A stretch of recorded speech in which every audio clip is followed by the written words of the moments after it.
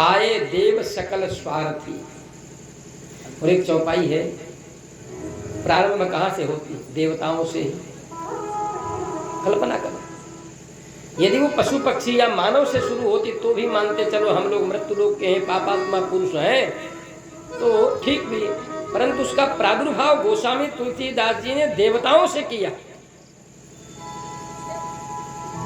सुर नर मुनि सब कया हरि, सुर नर मुनि सब कया हरि,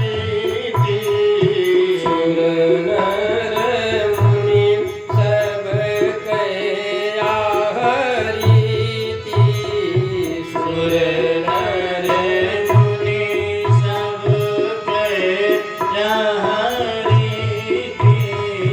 स्वार्थ लागी करें सब प्रीति, स्वार्थ लागी करहि सब प्रीति, स्वार्थ लागी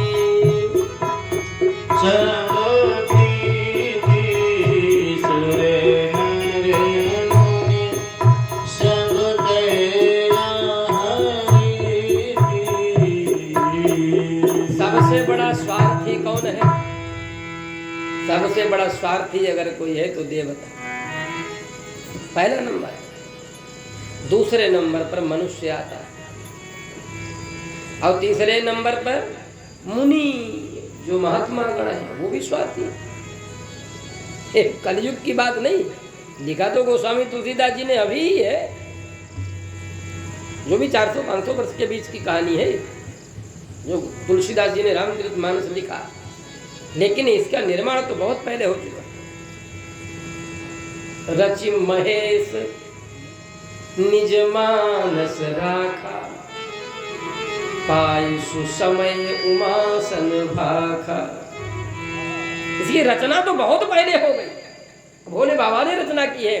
और भोले बाबा ने रचना की इसीलिए तो सत्यम शिवम सुंदरम किया। और यदि सत्यम शिवम सुंदरम उन्हीं की रचना है ये, तो ये वाक्य भी तो उन्हीं का, दूसरे का तो गोस्वामी तुलसीदास से हो। तो वाल्मीकि तुलसी भयो, वो वाल्मीकि ही तुलसी बन करके पधारे। तो जो वाल्मीकि रामायण में नहीं लिख पाए वो तुलसीदास जी ने गोस्वामी तुलसीदास कृत रामचरितमानस में लिखा। और ये रामचरितमानस है क्या? बोले नाना पुराण निगमा गम सम्मतम यत् रामायणे निगदितम क्वचिदन्यतोपि। नाना पुराण, वो वेदों में, पुराणों में, उपनिषदों में और वाल्मीकि रामायण में, और फिर क्वचिदन्यतोपि, कुछ कुछ थोड़ा बहुत अलग से, तब ये मानस बनी। ऐसी मानस में स्वयं श्री गोस्वामी तुलसीदास जी कहते हैं ये देवतागण बड़े स्वार्थी। और सूत जी कहते सौनकादि महात्माओं देवताओं ने आकर के आते ही लेन देन की बात की। महाराज रुकना। बोले क्या? बोले जो कथा आप ये इन महात्माओं को उपदेश करने जा रहे हो ये तुम हमें दे दो, अभी प्रकट नहीं हुई। सोच कर देखो, जिस कथा के प्राकट्य होने के पूर्व में ही जिसका इतना बड़ा मोल भाव हो रहा हो, कितनी कीमती होगी। और मोल भाव कैसा? बोले अमृत के साथ में बदलने की बात हो रही है, संसार की किसी सामान्य वस्तु की बात नहीं है, अमृत के साथ। बोले हाँ भाई बताओ। बोले ये स्वर्गामृत है। इस अमृत के लिए हमने बहुत बड़े बड़े युद्ध किए, असुरों से भी लड़े। समुद्र मंथन में जब अमृत प्रकट हुआ ना तो देवताओं का असुरों से युद्ध हुआ। बोले और बोले इस अमृत को जब लेकर के महाराज गरुड़ जी जा रहे थे अपनी माता विनता को दास भाव से मुक्त कराने के लिए कद्रु से, उसमें हमने गरुड़ से भी भीषण युद्ध किया। भगवान के वाहन है, हम लोग हार गए। सूत जी और संत महात्मा मुस्कुराने लगे। बोले जिस अमृत को पीने वाले देवतागण स्वयं अपने मुख से कह रहे हैं कि हार गए, फिर उस अमृत का फल, बोले महाराज ये परीक्षित को पिला दो। तो सूत जी ने कहा क्या होगा? बोले परीक्षित अमर हो जाएगा, मरेगा नहीं, क्योंकि श्राप के भय से भयभीत है ना कि मर जाएगा, तो ये मरेगा ही नहीं। बोले क्या करें? बोले ये भागवतामृत हमें दे दो। बोले तुम क्या करोगे? बोले हम स्वर्ग में ले जाएंगे। तो सूत जी बोले ठीक तो है, लेकिन स्वर्ग में जब तुम भागवतामृत ले जाओगे तो इसका वाचन कौन करेगा, इसको कहेगा कौन? क्योंकि स्वर्ग में तो भागवत की कथा कहने वाला कोई व्यास है ही नहीं। और मान लिया हमने, अगर महाराज बृहस्पति जी श्रीमद् भागवत की कथा को कह भी देंगे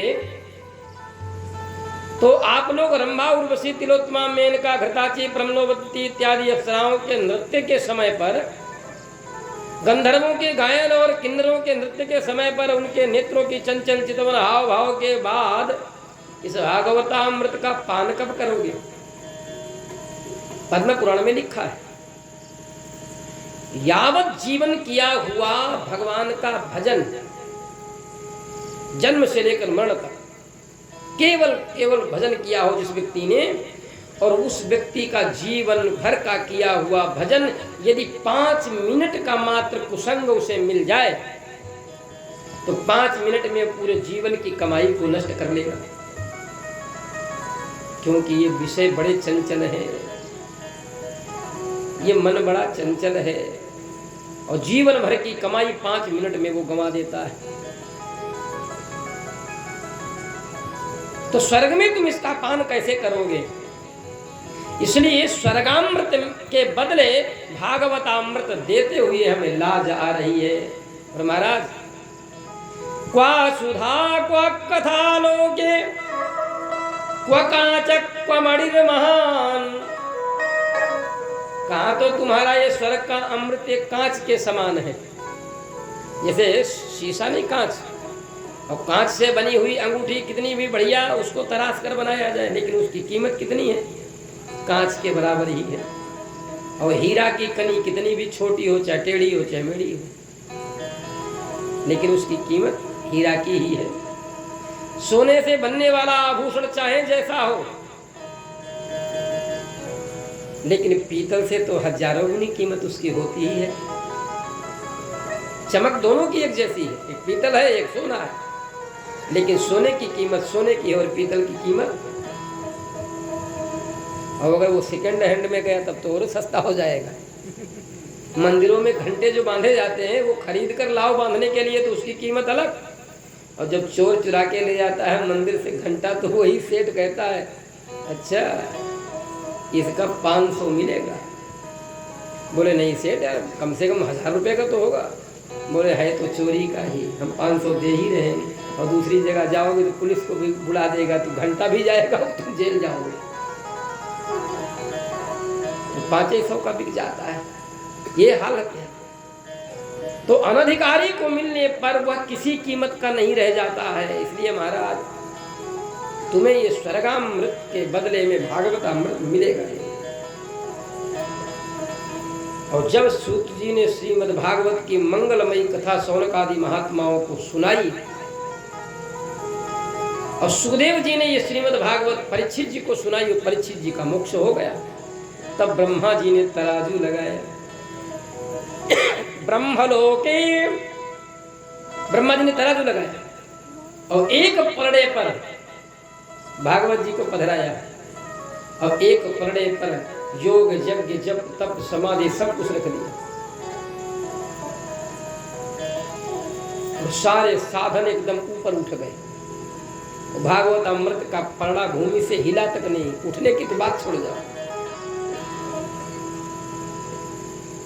तो तेनेयं वाङ्मयी मूर्ति प्रत्यक्षं वर्तते हरे, सेवना श्रवणात् पाठात् दर्शनात् पापनाशी। श्रीमद् भागवत जी को ब्रह्मलोक में ब्रह्मा जी ने पधराया, और साक्षात भगवान का वाङ्मय है, स्वरूप है। ये कैसे? बोले श्रवणात् दर्शनात्, श्रवण करने से भी दर्शन करने से भी ये मोक्ष को देने वाली।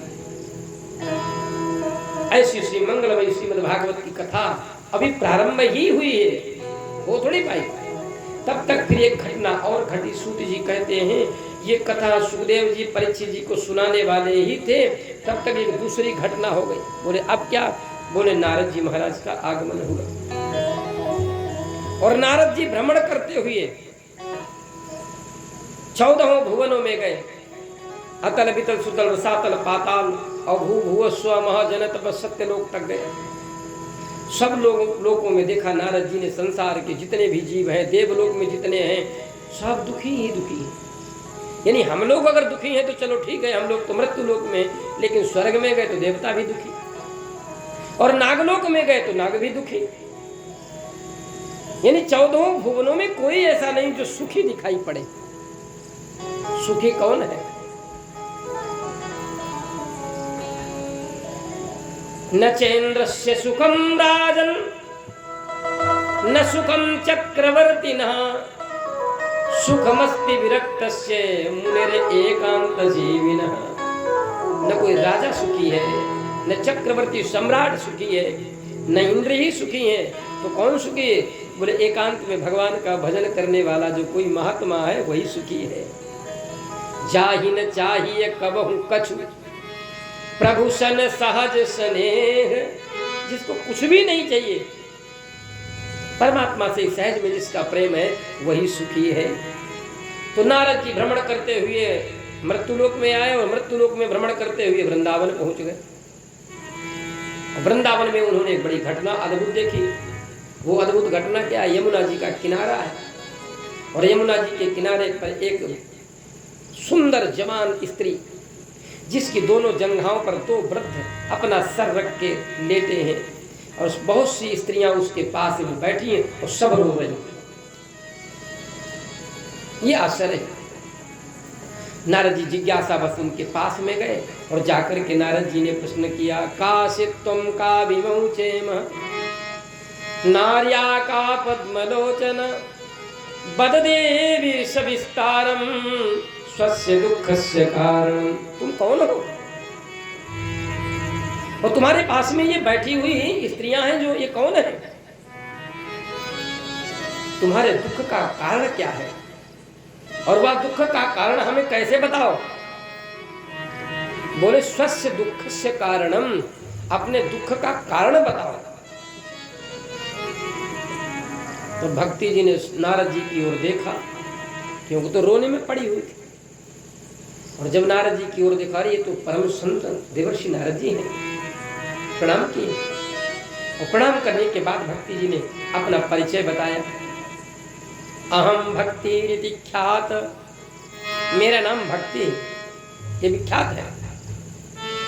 और ये मेरे दोनों पुत्र हैं, ज्ञान और वैराग्य। परंतु काल के प्रभाव से मेरे दोनों पुत्र जो जवान होने चाहिए वो बूढ़े हो गए और मुझे वृद्ध होना चाहिए, मैं जवान हो। उत्पन्ना द्रविणे साहम, मैं द्रविण देश में पैदा हुई, कर्नाटक में आते आते मैं वृद्ध हो गई। परंतु जब वृंदावन में आई तो चमत्कार हो गया। वृंदावनम पुनः प्राप्य नवीने स्वरूपिणी, मैं वृंदावन में आई तो मैं युवावस्था को प्राप्त हो गई। पर मेरे पुत्रों को ज्ञान और वैराग्य का कोई ग्राह नहीं। आज भी वृंदावन चले जाओ तो केवल राधे ही राधे होता है। हम तो भगवान गोविंद की शरणागति में 5 वर्ष तक रहे हो। उस रज में पैरों से चप्पल और जूता उतार कर जब चलो ना, उस रज का प्रभाव ही है। जब रज वो शरीर में स्पर्श करती है तो वो आनंद ही कुछ और है। 1 दिन 2 दिन की बात नहीं। अगर किसी व्यक्ति को बिना साबुन तेल के 15 दिन 20 दिन रहना पड़ जाए तो क्या बीतेगा। 5 वर्ष तक मैं मथुरा में पढ़ता रहा तो मैंने ये चेष्टा जल्दी नहीं की कि साबुन तेल लगाया ही जाए। लोग 10 दिन 5 दिन में अगा जाते हैं, हाँ साबुन तेल नहीं लगा। जटाएं जैसी पड़ जाती थी लेकिन कोई चिंता नहीं थी, मस्ती ये लगती। गिरिराज गोवर्धन की परिक्रमा करना, बांके बिहारी जी का दर्शन करना, द्वारिकाधीश का दर्शन करना, वो आनंद ही और। वल्लभाचार्य जी ने यमुनाष्टक में लिखा है, न जातु यम यातना भवति ते पयपानतः। यमुना जी का जल एक बूंद भी अगर किसी व्यक्ति के मुखार बिंद से हृदय तक पहुंच जाए उसे यमपुरी नहीं होती। क्यों? यमोपि भगिनी सुतान कथम हंति दुष्टान पी। यमराज जी की आप बहन हो, ये काम क्रोध लोभ मोह आदि जो दुष्ट है इनका आप समन क्यों नहीं करती हो?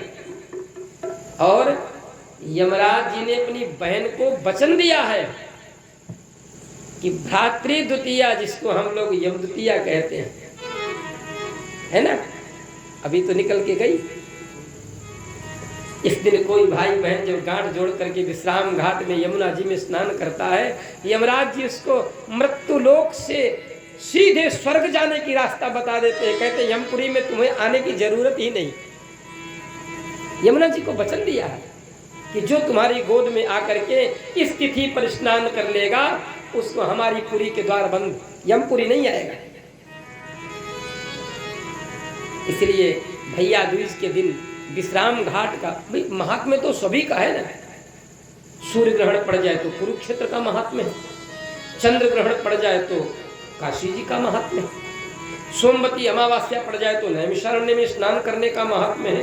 ऐसे ही भैया दूज के दिन यमुना जी में विश्राम घाट पे स्नान करने का महात्म्य। यमुना जी तो दिल्ली में भी है, वहां नहीं। स्थल और जल जब दोनों का महात्म्य एक साथ हो वो महात्मा, वो विश्राम घाट है। भगवान की कृपा उन पर होती वही लोग पहुंच पाते हैं, नहीं तो लाखों करोड़ों के भाई बहन है लेकिन वहां पहुंचे नहीं पाते। तो भक्ति कहती महाराज मैं वृंदावन में आई, यमुना का सानिध्य मिला तो मेरा तो कल्याण हो गया, मेरे पुत्रों का ग्राहक कोई नहीं। नारद जी ने कहा कोई घबराने की बात नहीं, मैं भगवान नारायण का दास हूं और मैं तुम्हारा घर घर में प्रचार प्रसार कर दूंगा, तुम चिंता मत करो। आकाशवाणी हुई क्योंकि नारद जी ने वेद वेदांत गीता एक बार नहीं मुहुर्मुहु वेद वेदांत घोषैश्च गीता पाठैर मुहुर्मुहु अनेक बार सुनाए ज्ञान और वैराग्य के कान के पास में, और ये उठकर बैठे जमाई और फिर लौट गए अपनी मैया के चरणों में सर रख के फिर लेट गए। सांस चल रही है। अब नारद जी घबरा गए क्योंकि जो हमारे पास था वो तो सब लग गया। हमने वेदों का उपदेश कर दिया, उपनिषदों कर दिया, वेदांत का भी कर दिया, गीता का भी कर दिया, बचा ही क्या? भाई किसी व्यक्ति को ज्ञान का उपदेश इसी से किया जाएगा, लेकिन ये तो फिर सो गए। तो आकाशवाणी हुई, हे नारद तुम कोई सत्कर्म करो, सत्कर्म सूचको नूनम ज्ञान यज्ञ स्मृतो बुधई। तुम कोई सत्कर्म करो और महात्मन वो सत्कर्म का उपदेश तुम्हें महात्मा गण करेंगे। अब नारद जी बोल भक्ति को आश्वासन देकर वहां से चले। तो जैसे ही किसी महात्मा से जाकर पूछे महाराज वो सत्कर्म क्या है, तो महात्मा चुप हो जाए, हमें तो नहीं मालूम। बड़े बड़े संत महात्मा अमलात्मा ऋषि मुनियों से नारद जी का एक ही प्रश्न, महाराज सत्कर्म क्या है? तो कोई तो अपने आश्रम का गेट बंद कर दे, चले जाए, केचित पलाए ना, कोई आश्रम छोड़ के भाग जाए। मौनी भूत तथा केचित, कोई अपने चेला से कहने जब नारद जी आए तो कह देना हमारे गुरु जी मौन रहते हैं, बोलते ही नहीं। अब कोई मौन है, कोई आश्रम छोड़ के ही भाग गया तो महात्मा बताएगा कौन? जब कहीं पर प्रश्न के उत्तर मिलने की जब दिखाई नहीं पड़ा कि कहीं प्रश्न का उत्तर नहीं मिला, सब तो घबराए हुए। और जिस काल की ये घटना है उस काल में कोई साधारण महात्मा थोड़ी थे। भृगुर्वसिष्ठस्य वनस्य गौतमो मेधातिथिर्देवल देवरातौ पराशरो गाधिसुतस्य शाकलो मृकण्डपुत्र द्विज पिप्पलाद।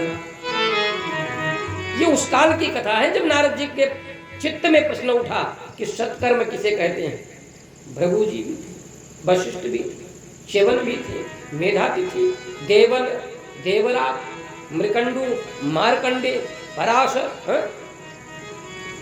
ये सब संत महात्मा उस काल में थे, आज के जैसे थोड़ी थे। लेकिन नारद जी के प्रश्न का उत्तर देने वाला कोई नहीं था। तब नारद जी अपने चित्त को शांत करने के लिए बद्रिकाश्रम की ओर चले। देखे भगवान का अवतार वेद व्यास जी का है, उन्हीं से शायद कुछ समाधान हो जाए। और बद्रिकाश्रम की ओर चले तो वहां से रास्ते में सनकादि महात्माओं का मिलन हुआ, जो ब्रह्मा जी के पुत्र हैं, नारद जी के भाई हैं। चारों भाइयों ने जब देखा, नारद जी बड़ी व्यग्रता के साथ, ऐसा लगता था जैसे कुछ छूट गया हो पास से, मन मलिन है, मुखाकृति बड़ी दीन भाव को प्राप्त हो गई। और नारद जी घबराए हुए से लंबे लंबे कदमों से भागते हुए बद्रिकाश्रम की ओर जा रहे। सनकादि महात्माओं ने देखा, प्रश्न कर दिया, महाराज कहाँ जा रहे, क्या बात है?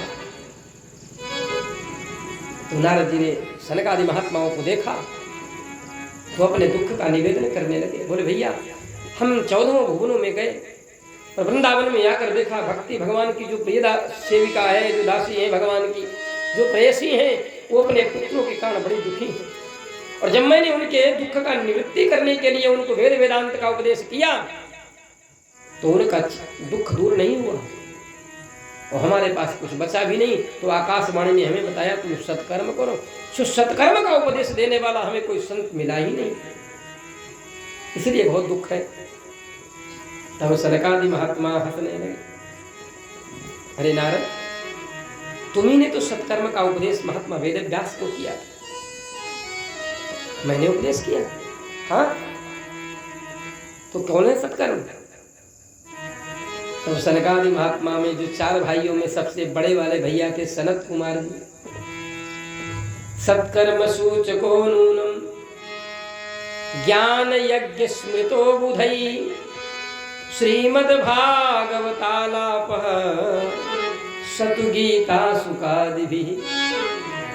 भैया, जिसका गान श्री सुखदेव जी ने परीक्षित जी को करके सुनाया, वो सुकमृत जो है भागवत, वही ज्ञान यज्ञ है, वो श्रीमद् भागवत ही ज्ञान यज्ञ है। और आपने तो वेद व्यास जी को सुनाई, क्योंकि भगवान नारायण से ब्रह्मा जी ने भागवत को सुना, और ब्रह्मा जी को जब भागवत का उपदेश भगवान नारायण ने किया तो उस समय पर सनकादि महात्माओं ने भी सुना, और उन्होंने जाकर शेषनाग जी से भी भागवत की कथा को सुना। फिर वो परंपरागत भागवत जो है, नारायणी संप्रदाय और शैषी संप्रदाय, 2 संप्रदायों के अंतर्गत जीवों तक भागवत की कथा आई है। और आपने तो पिता ब्रह्मा जी से श्रीमद् भागवत को सुनकर के वेद व्यास जी को उपदेश किया, और वेद व्यास जी ने सुखदेव जी को उपदेश किया, सुखदेव जी ने राजर्षि परीक्षित को उपदेश किया, वही तो श्रीमद् भागवत ज्ञान है। महाराज, फिर तो आप हमें सुना दो, क्योंकि एक जीव के कल्याण के लिए दूसरे व्यक्ति महात्मा को सहयोग करना चाहिए। संत का शरीर ही इसलिए हुआ। तो सूत जी कहते, सौनकादि महात्माओं स्थान का चयन किया। स्थान का जब चयन किया तो हरिद्वार में ये गंगा जी के किनारे का स्थान चयन किया गया, आनंद नामक तट। अब विचार करें, ये घटना कहाँ की है? वृंदावन की। वृंदावन से हरिद्वार की दूरी, और सनकादि महात्मा जो है वहीं पर कथा कह रहे हैं। और रोगी कहाँ पर है? यमुना जी के किनारे। और दवा कहाँ बट रही है? गंगा जी के किनारे, हरिद्वार में। और गंगा यमुना का मिलन कहाँ पर है? प्रयागराज में। अब सोचो, ये कैसे रोगी ठीक हुआ?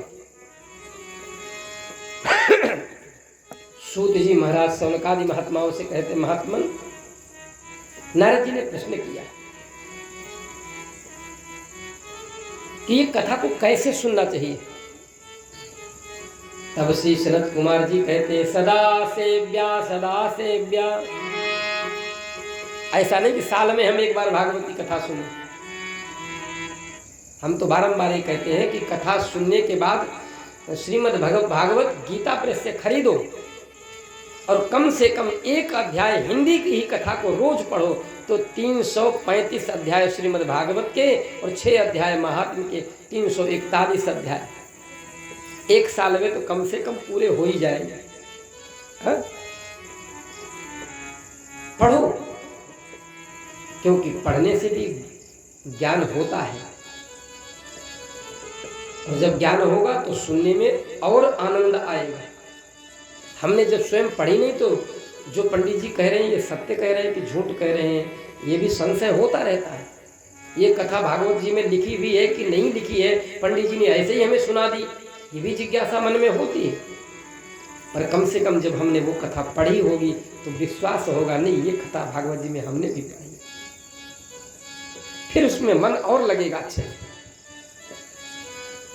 तो सदा सेव्या श्रीमद् भागवती कथा यस्याः स्मरण मात्रेण हरिश्चित्तम समाश्रये।